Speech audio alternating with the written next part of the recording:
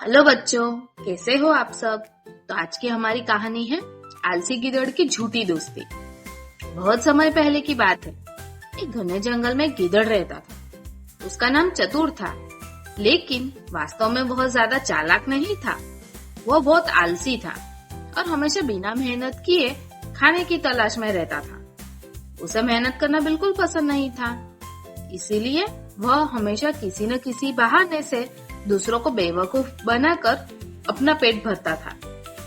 एक दिन चतुर को बहुत भूख लगी, लेकिन वह खुद शिकार करने में आलसी महसूस कर रहा था। तभी उस जंगल के किनारे एक हिरन दिखाई दिया। उसका नाम बलराम था।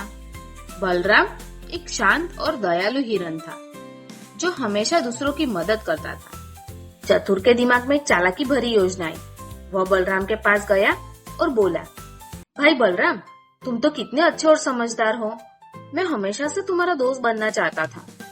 अगर हम दोस्त बन जाए तो हम मिलकर जंगल में खुशी खुशी रह सकते हैं। बलराम नेकदिल था और झूठ पहचान नहीं पाया। उसने मुस्कुराकर कहा, ये तो बहुत अच्छी बात है चतुर, दोस्ती से बढ़कर कुछ नहीं होता। हम एक दूसरे की मदद करेंगे और हमेशा साथ रहेंगे। अब चतुर रोज बलराम के साथ घूमता, बातें करता, लेकिन वह हमेशा बलराम से ही खाना मांगता। जब बलराम मीठे फल और हरी घास खाता तो चतुर उससे कहता, अरे दोस्त, मुझे भी थोड़ा दे दो, मैं आज बहुत थक गया हूँ। बलराम खुशी खुशी अपने हिस्से का खाना चतुर को दे देता। कई दिनों तक यही चलता रहा। चतुर कभी खुद खाना नहीं ढूंढता, बस बलराम पर निर्भर रहता। धीरे धीरे बलराम को समझ आने लगा कि चतुर सिर्फ फायदा उठा रहा है, लेकिन वह सीधा कुछ नहीं कह सकता था, क्योंकि वह किसी का दिल नहीं दुखाना चाहता था। एक दिन बलराम ने सोचा कि चतुर की परीक्षा लेगा।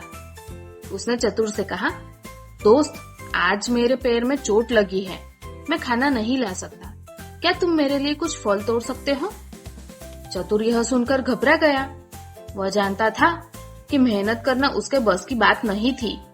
उसने झूठ बोला, अरे बलराम, मेरी भी तबीयत ठीक नहीं लग रही, शायद मुझे भी आराम की जरूरत है।